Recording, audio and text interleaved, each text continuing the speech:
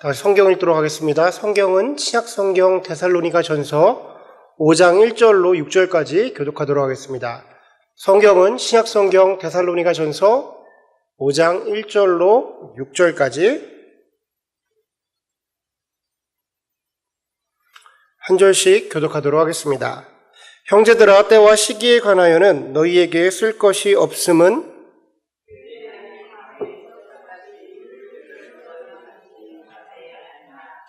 저희가 평안하다 안전하다 할 그때에 잉태된 여자에게 해산의 고통이 이름과 같이 멸망의 호련이 저희에게 이르니 결단코 피하지 못하리라.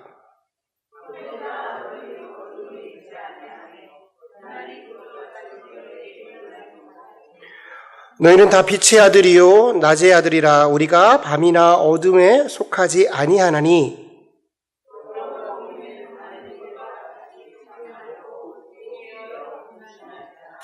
아멘. 우리 설교를 시작하기 전에 제가 간단한 영상, 그러니까 찬양을 한 곡 들려드리려고 그래요. 제가 부르는 것은 아니고요. 영상을 통해서 들려지는 찬양인데, 찬양을 들으실 때 가사에 집중을 해서 좀 들으셨으면 좋겠어요. 이 찬양이 처음 듣는 찬양일 수도 있고 들어보신 찬양일 수도 있는데 뭐라고 얘기를 하나 가사를 잘 집중해 주시면 오늘 이 가사를 통해서 찬양을 통해서 은혜를 받으신 분은 설교를 100% 이해하셨다고 생각하셔도 될 겁니다. 찬양을 듣고 설교를 계속하도록 하겠습니다. 나를 깊은 어둠 속에 홀로 두시는지 어두운 밤 왜 그리 길었는지 나를 고독하게 나를 낮아지게 세상 어디도 기댈 곳이 없게 하셨네.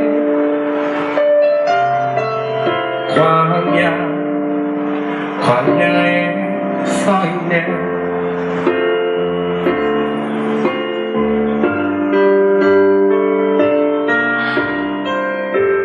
주님만 내 도움이 되시고 주님만 내 빛이 되시고 주님만 내 친구 되시는 광야. 주님 손 놓고는 단 하루도 살 수 없는 곳 광야에 서 있네.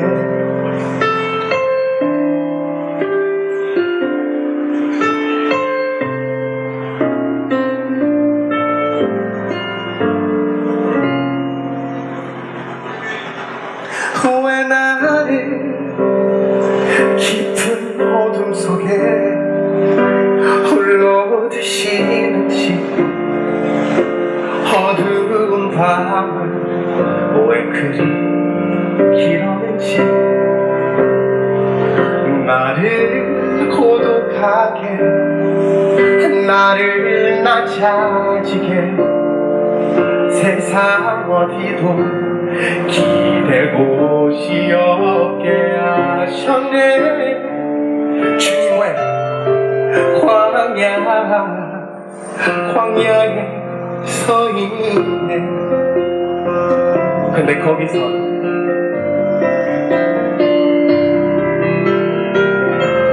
주님만 내 도움이 되시고 주님만 내 빛이 되시는 주님만 내 친구 되시는 광야. 주님 손 놓고는 단 하루도 살 수 없는 것 광야.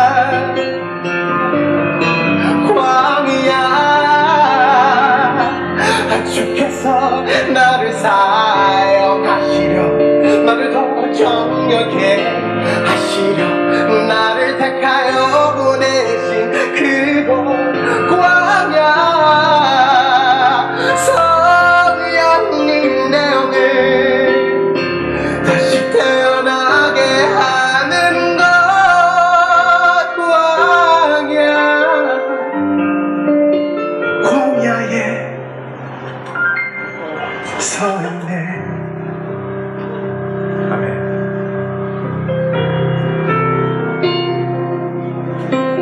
나는 차가 산산이 깨지고 높아지려 했던 내 꿈도 주님 앞에 내려놓고 오직 주님들만 이루어지기를 나를 통해 주님만 드러나시기를. 여러분 왜냐면 광야를 지나며 여러분 축복합니다. 사랑합니다. 예수님 믿으세요. 아멘. 자, 오늘 저와 여러분이 나눌 말씀의 제목은 광야에서 주님을 찾습니다. 광야에서 주님을 찾습니다. 라는 제목으로 말씀 나누도록 하겠습니다. 우리가 잘 아는 항공사 대한항공에는요, 광고 구절 중에 이런 카피 구절이 있습니다. 넌 어디까지 가봤니? 라는 카피 구절이 있어요. 제가 이런 것을 조금 변형해서 여러분에게 질문을 한번 드려보겠습니다. 넌 어디까지 더 봤니?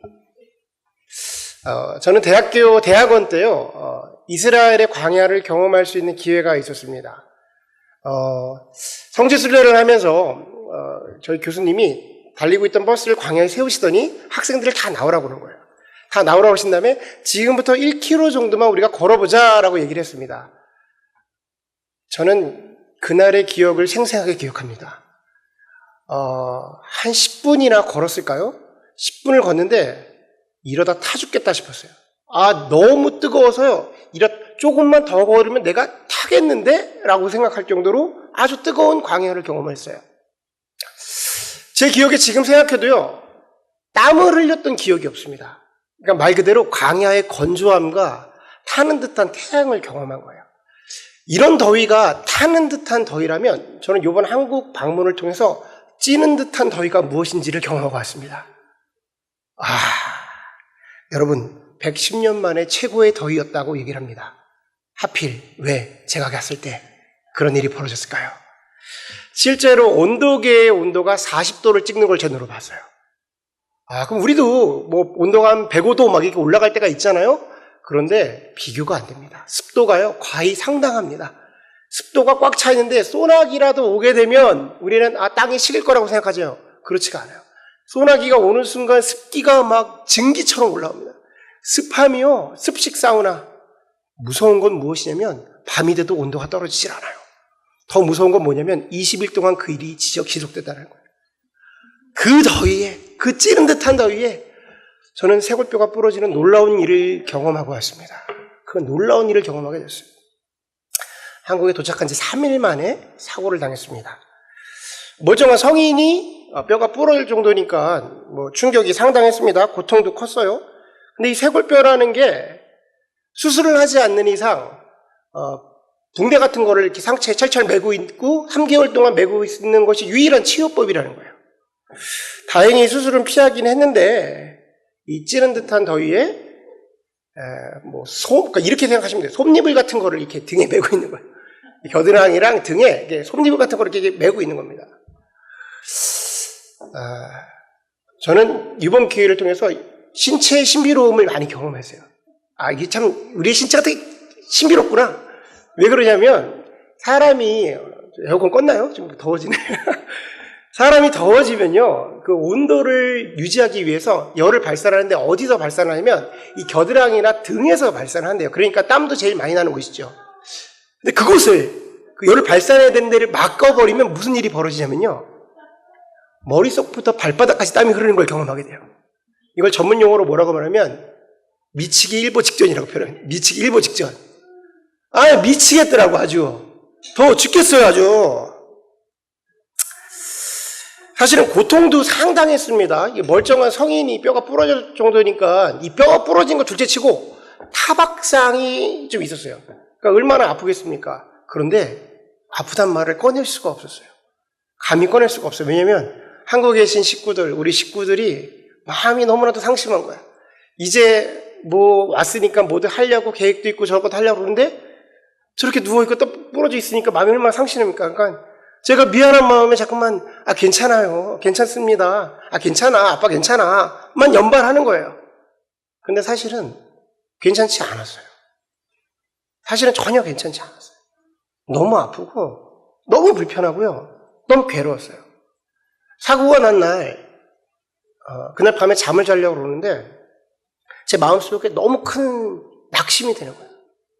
너무 큰 낙심이 됐습니다. 이게 뭐지? 왜 나한테 이런 일이 벌어졌지? 그때 내가 그것을 선택해서 그런가? 그 일을 선택하지 않았으면 이런 일이 벌어지지 않나? 별의별 생각이 다 드는 거예요. 마음은 낙심되고 잠은 안 오고 날은 덥고 몸은 아프고 그날 밤이요 지옥 같았습니다. 그날 밤이요 정말 지옥 같았어요. 이러지도 못하고 저러지도 못하고. 그러니 고통스러우니 괴로우니 어떡합니까? 주님을 찾는 거죠. 찾을 게 주님밖에 없는 거예요. 그 상황이 되니까 주님밖에 없는 거예요. 부를 게. 너무나도 처절하게 스스로 양말도 신지 못하는 상황. 저에게 양말은 굉장히 중요한 파트거든요. 양말도 신지 못하는 그 상황. 그때서야 절실하게 주님을 찾게 되었습니다. 그것이 저에게 광야더라고요. 광야. 솔직히 한국에 가면서요. 뭐 특별하게 기도를 한다거나 준비를 하고 그러지 않았습니다.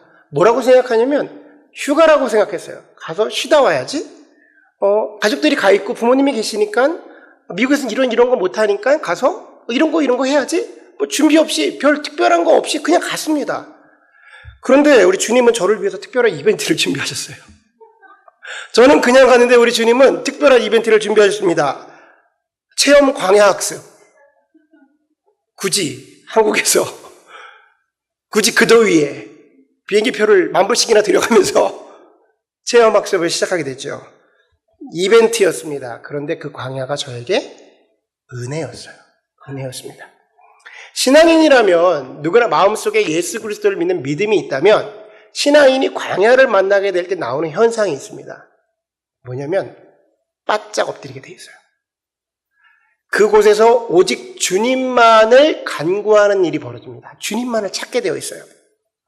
제가 밤에 기도를 합니다. 너무나도 고통스러우니까 찾을 수 있는 것이 주님밖에 없어서 주님께 기도를 하는 거예요. 병원을 가니까 병원에서 이런 이야기를 합니다. 수술을 피하게 됐으니까 의사가 설명해 주는 거예요. 덜어놓은 뼈가 잘못 붙어서 어깨가 한쪽으로 기울 수가 있습니다. 라고 그래요. 그리고 휴유증이 심해서 평생 운동을 하는데 불편할 수가 있습니다. 라는 얘기를 해요. 의사가 그렇지요. 그런 얘기를 해줘야 되잖아요. 집에 돌아오니까 다른 건 하나도 안 들리고 그것만 들어. 어깨가 휘어져 있다고? 평생 이렇게 살아야 된다고만 들리는 거예요. 바짝 쫀 거예요. 그러니까 하나님께 간구하기 시작합니다. 그 상황이 되니까, 광야가 되니까 찬양처럼 주님만이 나의 도움이 되시고요. 주님만이 내 힘이 되시고 주님만이 내 친구가 되는 거예요. 여기서 기도하는 거죠. 간구하는 겁니다. 하나님께 구하는 거예요. 그래서 제가 목사 아닙니까? 그 하나님에게 이제 기도를 하면서 성경에 나와 있는 뼈다구를 생각하면서 기도하는 거예요. 뭐가 나왔나? 그래서 제가 하나님! 아담의 뼈를 취하여서 하와를 만드신 주님, 이 밤에 나를 찾아오셔서 이 뼈를 낫게 해주십시오. 라고 기도해요. 또 기도하다 하나님! 에스겔의 환상 속에서 그 마른 뼈를 살리셨던 그 살을 붙이신 것처럼 이 밤 가운데 나를 붙여주십시오. 이게 눈에 보이면 상관이 없는데 눈에 보이지 않으니까 이러고 있으면 되는 건지, 이러고 있으면 이게 붕대만 감고 있으면 붓긴 붓는 건지 내 마음속에서 조이게 되는 거예요. 그러니까 주님을 그렇게 찾게 됩니다. 그렇게 3주를 보냈어요. 그냥 3주를 그렇게 보냈습니다. 누워서 주님만 찾다가 강제 체험학습, 그 더위에 어머니는 에어컨을 킨다고 계속해서 너는 계속 에어컨을 키니? 그러면서 더운데 에어컨을 안 킬 수가 없는데 거기는 남들보다 내가 제일 더운 것 같아. 그렇게 3주를 지나는데요. 제 안에 저를 멈춰서게 하고 저를 돌아보게 하는 시간이 됐습니다. 그리고 묵상도 하게 되고요. 사실은 저는 아무런 준비를 하지 않고 가게 됐는데 그 묵상을 통해서 하나님께서 한국이라는 땅을 보여주시고 특별히 교회라는 관점에서 저에게 다른 그림을 여러 가지 보여주셨어요. 나름대로 은혜의 시간이 됐습니다. 그렇게 3주를 지나니까 그 전주와 조금 다르게 타박상이 빠져서 그런지 활동을 할 수가 있게 됐어요. 그래서 사람들도 만나고 해야 할 일도 하고 태광교회에서 강단에 서서 설교도 했습니다. 여러 가지 일들을 다 하게 됐어요. 그렇게 지인에게 지내고 세상에 있는 친구들 만나고 세상 끝자락에 있는 대학 동기들도 만나고. 근데 그때쯤 3주가 지냈을 쯤에 저희에게 무슨 일이 있었냐면 저희 장인어른이 치아 수술을 하는 일이 있었어요. 뭐 간단한 수술이 아니고 굉장히 큰 수술이었습니다. 원체 불편해 하셨는데 임플란트 4개를 동시에 하는 수술을 하게 돼요. 그러니까 치아를 빼고 치아에다가 뼈를 인식하고 그러니까 임플란트까지 4개를 다 하는 수술 시간만 막 3시간 정도 걸리는 엄청난 수술을 하게 되신 거예요. 그러니 이 많이 얼마나 막 이렇게 표현하면 좀 그렇지만 엉망진창이겠습니까? 실밥에 막 주사에 붓기를 어느 정도 부셨냐면요. 너무 부셔가지고 시간이 지나서 이 피부가 버티지 못하니까 피멍이 이 목으로 이렇게 타고 내려올 정도로 파였어요. 많이 불편하신 거죠. 제가 실제로 수술하고 돌아오신 날 아버님은 제천에 있고 저는 김포에 있었는데 수술이 마치셨다는 얘기를 듣고 나서 제 마음속에 아버님이 막 너무 불편한 게 이해가 되는 거야. 왜냐면 내가 부러져 보니까 사람들이 다 이해가 되더라고요. 불편하셨겠구나. 그 밤에 기도가 절로 나오는 거예요. 하나님에게 제가 이렇게 기도했습니다. 하나님, 우리 아버님이 지금 얼마나 불편하시겠습니까? 얼마나 고통스러우시겠습니까? 저 밤이, 잠을 못 이루는 밤이 지옥 같지 않겠습니까? 하나님, 저에게도 저 지옥 같은 밤이 있었잖아요. 제가 저 밤에 하나님께 기도를 드렸잖아요. 하나님, 우리 아버님이 지금 이 밤에 하나님께 기도를 드리지 않겠습니까? 주님을 찾고 있지 않겠습니까? 그 아내에게도 말을 못하고 딸에게도 말 못하는 고통 가운데에 찾을 것이 주님밖에 없지 않겠습니까? 지금 이 순간 우리 아버님이 주님을 찾고 계신다면 그 밤 가운데 나를 평안케 해주신 그 하나님께서 그 평안을 우리 아버님에게 허락하여 주시옵소서라고 기도했어요. 제가 보니까 우리 아버님이 교회를 굉장히 열심히 다니시더라고요. 교회를 매주 꼬박꼬박 너무 열심히 다니세요. 그리고 저 갔을 때 그 교회에 있는 목사님 얘기를 막 얘기해 주시고 교회 자랑을 많이 하세요. 정말 신기했습니다. 그리고 몰랐던 사실, 우리 아버님은요, 장인어른요, 집사님이셨어요. 신분을 숨기고 계셨어요. 이게 왜 놀라운 일이냐면 우리가 불과 15년 전만 해도 우리 교회의 기도 제목이 뭐였냐면 우리 아버님 교회 가게 해주십시오가 기도 제목이었어요. 우리 모두가. 그리고 우리 제 와이프는 미국에서 다시 한국에서 다시 미국으로 들어올 때 아버님이 집사를 받지 않으면 나 안 갈 거야. 교회 다니는 것만 갖고는 불안해서 안 될 거야 라고 그랬는데 우리가 오고 나서 얼마 안 돼서 집사를 받으신 거예요. 기도의 응답이죠. 대단한 일인 겁니다. 그런데요, 제가 목사인 제가 보기에 조금 아쉬움이 좀 있었어요. 뭐냐면 신앙생활 열심히 하시는데 그 마음 가운데 예수 그리스도로 인해서 진정한 심령의 변화가 일어난 것 같이는 보이지는 않는 거예요. 물론 이 변화만으로도 엄청난 변화입니다. 저희가 이렇게 말하는 게 좀 부족할 정도로 너무 엄청난 변화인데 목사인 시선에서 보니까 심령의 완전한 변화는 아닌 것 같은 거야. 삶 속에서 주님을 의지하고 주님을 신뢰해야 되는데 우리 아버님은요, 주님을 쓰실 일이 별로 없어요. 의지하고 주님을 좀 사용해야 되는데 본인이 완벽하시고 본인이 철저하셔서 주님을 갖다 쓸 일이 별로 없으셔. 다 완벽해. 잘 돼 있어. 뭐 일이 터져야 예수님을 쓸 거 아니에요. 그런데 그런 우리 아버님에게 광야가 찾아옵니다. 도저히 자기가 어찌할지 모르고 나가 어떻게 방법을 사용할지도 모르고 처절하게 나 혼자 있는 내가 얼마나 부족하고 나약한지를 발견하는 시간이 된 거예요. 그 광야가 돼서야만 주님을 찾게 되거든요. 저의 기도는 이런 것이었습니다. 아버님께서 그 안에 신앙이 분명히 있음을 발견했어요. 그러니까 이런 일들을 통해서 그 입술을 통해서 예수님을 고백하게 되고 신뢰하게 되고 의지하게 되고 이런 일들이 반복되게 되면 그 안에 그 일들이 믿음으로 자리 잡게 된다는 거예요. 다시 말해서 광야가 은혜인 겁니다. 광야를 겪어야 그 안에서 예수를 경험하고 그 경험함이 나에게 믿음으로 자리 잡기 때문에 광야가 은혜인 거예요. 여러분, 오늘 설교의 제목은 광야에서 주님을 찾습니다 라고 제가 제목을 정했는데 이 제목은요, 주보용 제목이에요. 주보에 집어넣기 위한 제목입니다. 원래 제목은 뭐냐면 광야가 돼서야 주님을 찾습니다예요. 광야가 돼서야, 그때서야 그 지경이 되니 주님을 찾습니다라는 제목이에요. 여러분, 광야를 좋아하는 사람은 아무도 없습니다. 제가 설교에 쓰려고 저의 이야기를 하고 저희 장인어른의 이야기를 했지만, 그런 예화를 드렸지만, 그 얘기가 아무리 은혜라 하여도 광야를 경험하고 싶은 사람은 아무도 없어요. 왜냐? 광야의 또 다른 이름은 고통이기 때문입니다. 고통. C.S. 루이스는요, 자기의 저서 고통의 문제라는 책에서 고통을 뭐라고 표현하냐면, 고통은 하나님이 사랑하시는 자를 위해 사용하시는 확성기다, 메가폰이다 라고 얘기하는 거예요.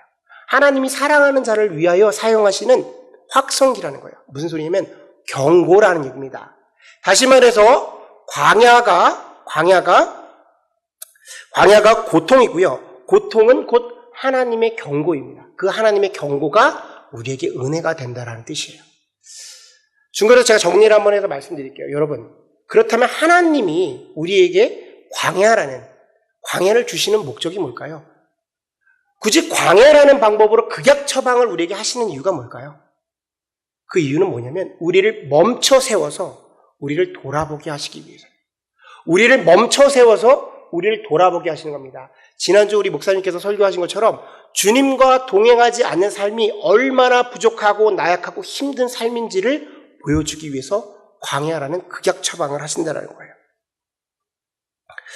오늘 본문을 보면요, 바울이 데살로니가 전서를 통해서 마지막 때를 이야기하고 있어요. 주님의 날에 마지막 때가 도적같이 너에게 임할 것을 우리가 알고 있잖아. 그러니까 우리는 깨어 있어서 근신하자, 정신 차리고 있자라고 이야기하는 거예요. 그러면서 비교하는 것이, 그런데 세상 사람들은, 세상의 풍조는, 사단은 이 땅을 평안하다, 안전하다라고 이야기한다라는 거예요. 여러분, 무섭지 않습니까? 주님께서는 깨어있으라, 근신하라 라고 이야기하라는데 세상은 평안하다라는 거예요. 사단은 우리에게 평안하다, 안전하다라고 이야기를 해주고 있는 겁니다. 주님께서 저에게 광야 훈련을 시키시면서 저를 멈춰 세우시고요, 저를 돌아보게 하셨어요. 3주라는 시간이 걸렸습니다. 저는 제 자신을 돌아보고 주님을 채우는 시간이 됐어요. 특별히 몸이 불편해서 기도하는 시간을 가지고 어떤 형태를 갖는 건 아니지만 그 누워있는 것 자체가 그냥 하나님만을 생각하게 되는 거예요. 여러분, 뼈 한번 어디 부러져 보세요. 그냥 하나님 이거 붙여주세요, 주님만 바라보게 되어 있는 거예요. 그렇게 주님과 묵상하다가 3주가 지나니까 움직이게 되고 세상을 바라보게 했습니다. 그러면서 한국 사회를 바라보게 되는데 이전과 다름을 제가 경험하게 됐습니다. 저는요, 개인적으로 한국을 참 좋아하는 사람입니다. 여러분도 마찬가지겠죠. 우리의 조국이니까. 특별히 한국은요, 모든 것이 잘 돼 있고 편하고 세련되고 빠르잖아요. 저는 그런 게 너무 좋았어요. 그래서 가끔 가다가 우리 이민 생활 하다 보면 이민 일찍 오신 분들은 미국에 대해서 막 여러 가지 좋은 점을 얘기하실 때 저는 이런 얘기도 많이 했어요. 이제 한국도 많이 좋아졌어요. 한국도 되게 좋아지고 수준도 높아지고 교육 수준도 좋아졌습니다 라고 이야기하는 그런 성향의 사람이었어요. 그런데 이번엔 달랐습니다. 이번에 제가 한국을 보고 왔을 때 정말 달랐어요.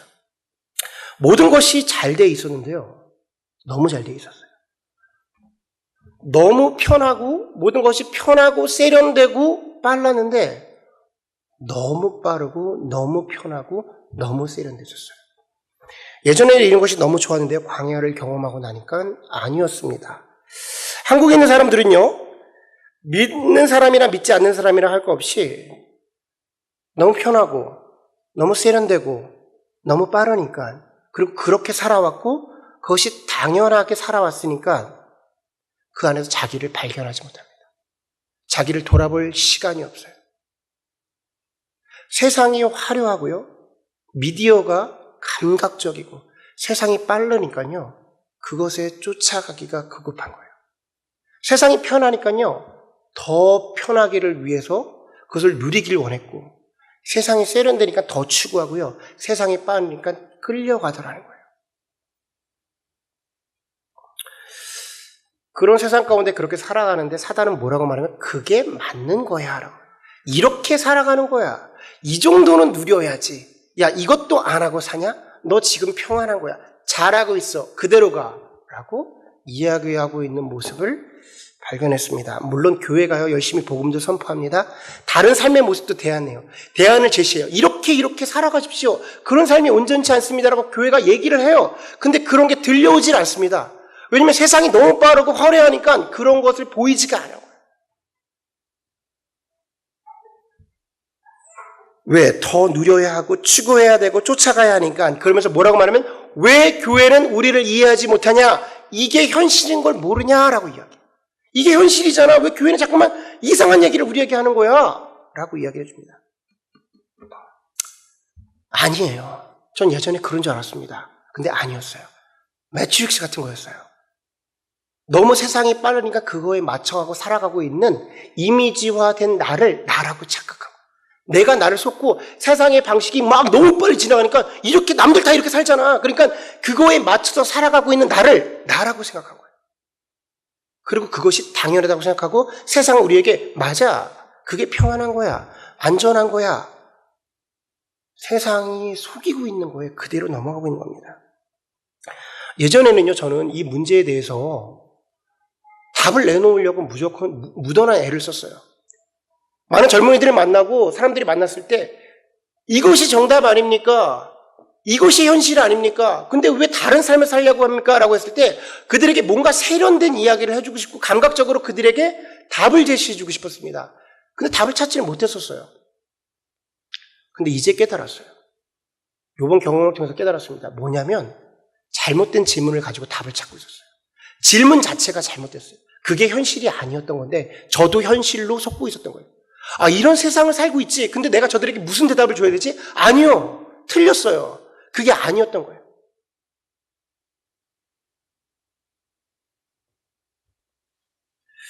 오늘 성경은 우리에게 분명히 말합니다. 주님의 날이 임할 것이야. 마지막이 이르게 될 거야. 분명 끝이 있을 거야. 그 날이 도적같이 임해. 우리가 그것을 알고 있잖아. 그러니까 근신해서 깨어 지내자라고 말합니다. 그것들 다 거두어질 거야. 가짜야. 다 거두어질 거란 말이야. 그러니까 우리 그거 알고 있잖아. 그러니까 깨어 지내자. 근신하자라고 얘기해요. 세상은 아니라고 말합니다. 세상은 평안하다, 평안하다, 안전하다, 안전하다 말이야. 그런데 속지 마. 우리는 빛의 자녀들이잖아. 라고 말해요. 여러분, 오늘 성경을 한번 읽어볼게요. 이런 맥락을 얘기하면서 6절에서 엄청난 말을 하나 남깁니다. 우리가 다 같이 한번 2절부터 6절까지 한번 읽어볼게요. 2절부터 6절까지 한 목소리를 읽도록 하겠습니다. 시작.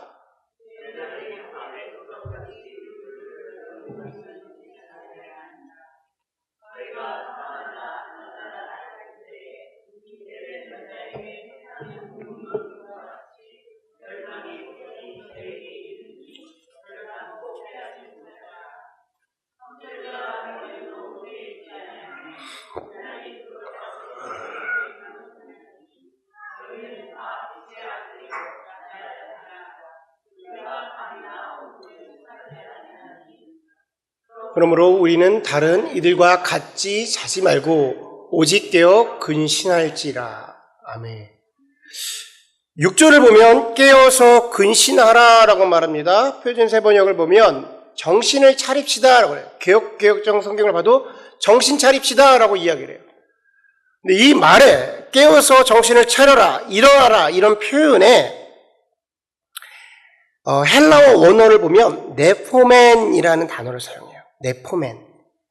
주의하라는 말입니다. 근신하라는 말인데 이 네포맨의 원래 그들이 사용했던 원래의 뜻은 뭐냐면요. 술 취하지 말라라고 해요. 술을 절제하라라고 기록합니다. 원래 뜻이 뭐냐면요. 술 취하지 말라. 술을 절제하라는 뜻을 갖고 있어요.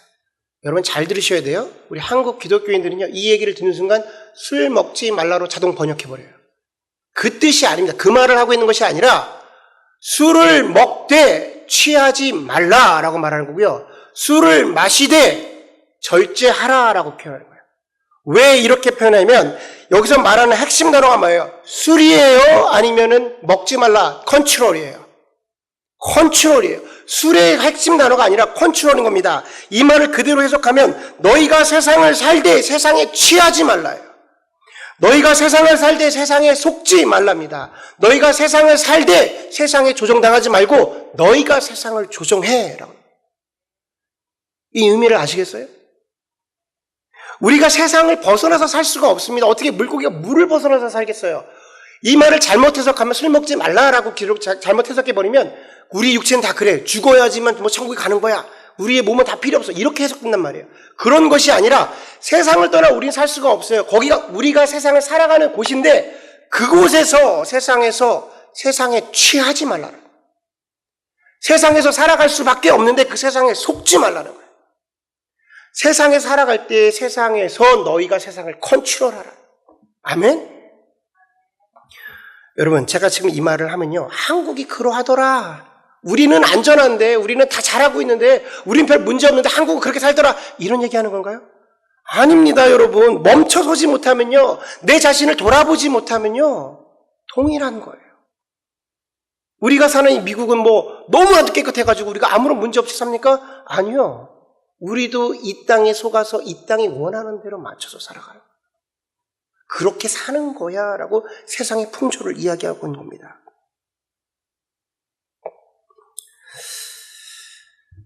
여러분, 광야가 뭐라고 했죠? 나를 멈춰서게 하는 것, 나를 돌아보게 하는 것, 주님과 동행하지 못했을 때 나의 모습이 얼마나 초라한지를 발견하게 하는 것이 광야인 거예요. 그래서 광야가 은혜죠. 나를 돌아보게 해주니까요. 그런데 여러분,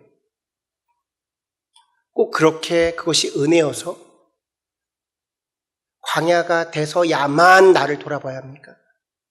광야가 은혜죠. 광야가 기쁨입니다. 그래서 꼭 그 지경이 되어야지만, 광야에 경험해 봐야지만 우리가 나를 멈춰 세우는 것입니까? 죄가 있는 곳에 은혜가 더 크다 말하니까 가서 죄를 지어야 합니까? 결코 그럴 수 없다라고 바울이 얘기해요. 말도 안 되는 얘기죠. 하나님이 우리에게 광야라는 것을 보여주시면서, 야, 너네 도저히 너희 스스로 안 되니까 내가 광야에 맨날 집어넣을 거야. 아닐 겁니다. 광야 훈련은요, 한 번이면 돼요. 그 다음부터 우리가 내 자신을 멈춰 세우고 내 자신을 돌아보는 것, 다시 말해서 우리가 오늘을 광야로 살아가면 돼요. 그것을 오늘 성경은 뭐라고 말하면 깨어서 근신하라라고 말해요. 내가 내일 하루를 살아가면서 광야구나, 이 광야에서 내가 멈춰서서 내가 나의 자신을 돌아봐야 되는구나 를 인식하는 것이 깨어있는 거고요. 그것이 근신하는 겁니다. 오늘 설교는 여기까지 할 겁니다. 문제 제기만 할 거예요. 다음 주에 우리가 어떻게 깨어 살아가는지, 무엇이 근신하는 삶인지에 대해서 나눌 거예요. 그게 뭐냐면 주일학교 주제거든요. 우리 주일학교가 그 이야기를 하게 될 겁니다. 그리고 나서 여러분과 함께 다음 주 설교를 하게 될 거예요. 제가 여러분에게 설교지만 숙제를 하나 드리겠습니다. 숙제는요, 한 주간 동안 여러분이 심각하게 한번 고민을 해보셨으면 좋겠어요. 나는 세상을 살되 세상에 취하지 않고 있는가? 나는 세상을 살되 세상에 속지 않고 있는가? 나는 세상을 살되 세상을 컨트롤하고 있는가? 이것에 대한 심각한 문제의식이 있어야 다음 주 설교가 의미가 있는 겁니다. 나에게 아무런 문제의식을 못하는데 깨어있는 방법이 뭐가 중요하고 깨어서 인식하는 것이 무엇이 중요하겠습니까? 여러분, 오늘의 나를 한번 발견해 보시고 내가 정말 광야로 들어가는 것이 맞는 것인가? 내가 그렇게 훈련받는 것이 맞는 것인가? 나의 삶이 하루하루가 그렇게 살아가는 것이 맞는 것인가? 한번 한 주간 동안 묵상하시는 시간 되시기를 바랍니다. 아멘. 우리 다 같이 한번 찬양하는 시간 갖도록 하겠습니다.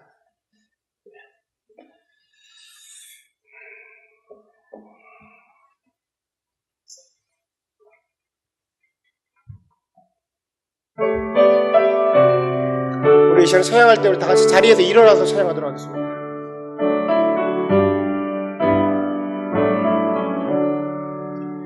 예수를 나의 구주 삼고 성령과 비로소 거듭나니 이 세상에서 내 영혼이 하늘의 영광 누리도다. 이것이 나의 간증이요 이것이 나의 찬송일세. 나 사는 동안 끊임없이 그 주를 찬송하리로다. 온전히 주께 맡긴 내요 사랑의 음성을 듣는 중에 자들 왕래하는 것과 하늘에요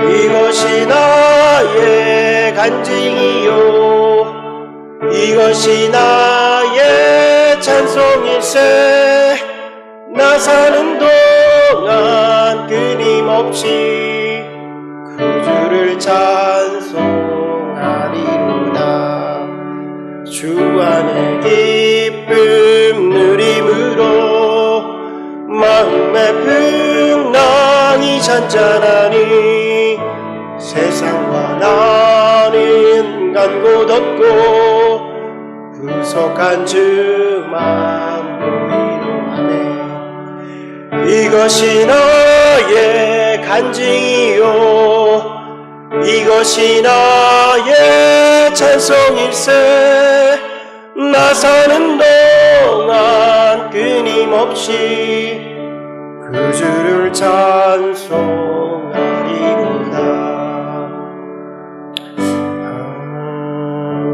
우리 이 시간에 한번 조용히 주님께 기도하는 시간 갖길 바랍니다. 이 시간에 기도할 때에 주님 내가 세상을 살아가면서 세상에 속고 있는 것은 아닙니까? 주님 내가 세상을 살아가면서 세상에 취하여 있는 것은 아닙니까? 지금 내가 세상을 살아가면서 세상에 조정당하고 있는 것은 아닙니까? 지금 이 시간 나를 멈춰 세워서 세상 속에 있는 나를 돌아보게 하여 주십시오. 주님 안에서 나를 발견하기를 원합니다. 내 모습이 정말 어떤지, 내가 세상이 원하는 대로 살아가고 있는 것은 아닌지, 아니면 하나님이 원하시는 모양대로 살아가고 있는 것인지, 주님 나를 발견할 수 있는 은혜를 이 시간 가운데 허락하여 주시옵소서. 성령 하나님 나를 깨우쳐 주시옵소서. 내가 무슨 일을 당해야만 그제서야 주님을 찾는 것이 아니라 내 스스로 내 발걸음으로 주님을 찾게 하여 주옵소서. 우리 이 시간 다 같이 한번 주님께 기도하는 시간 갖도록 하겠습니다.